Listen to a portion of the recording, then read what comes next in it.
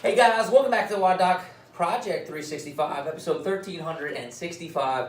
Guys, you're following along on YouTube, please jump on over to the WODdoc.com. Check out all of our full-length episodes. That's where we house them. What we're talking about today, guys, is the difference between a monster walk and a glute walk. A glute walk is a glute activation functional stepping drill that I have my athletes do whenever I'm trying to get better, pelvic control in general and getting some glute activation. And I want to show you a key difference and the reason why I do what I do, okay? So the way that you set this up is you're going to put this around the front half of the foot. You guys can see that there. All right, so put this, you're going to step in this, the front half of the foot right here, right? And now what you're going to do is you're going to wrap the outside around the toe, okay? Wrap the outside around the toe. So now you can see where I am right there, okay? Then from right here,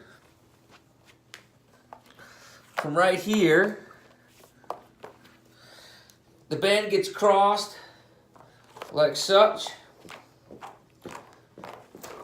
From right here, the band gets crossed and we put it over our body so it sits on the back of our butt like such, right?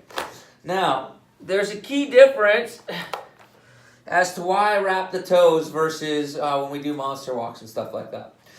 And that is because when we bring our legs out, because the band is on our toes, as we bring our legs out wider, it wants to pull our toe inward, right? It wants to pull us into internal rotation, all right? Now, as you guys know, glutes are external rotators and hip extenders.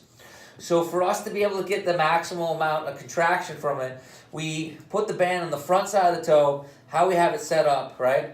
And then we have our patients, our clients, squeeze their butt, tighten their tummy, bring their feet out to about shoulder width apart, or so the insides of their heels are equal to their armpits, right? So if you look at down your armpits and the inside of your heels are right there, that's what we're looking for. And then from right there, we can do very short hip movements, right? We can walk forward, we can walk backwards, we can walk to the side, we can walk to the other side.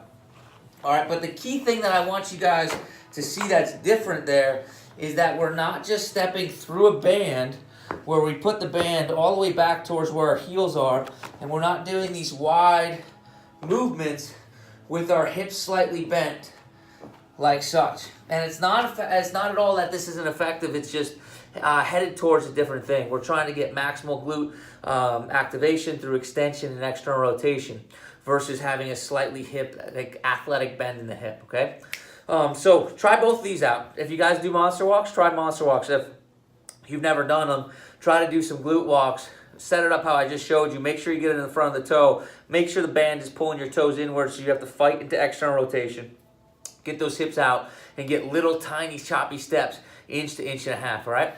Questions, comments, please post them below. Otherwise, guys, we're here each and every day optimizing function to optimize performance.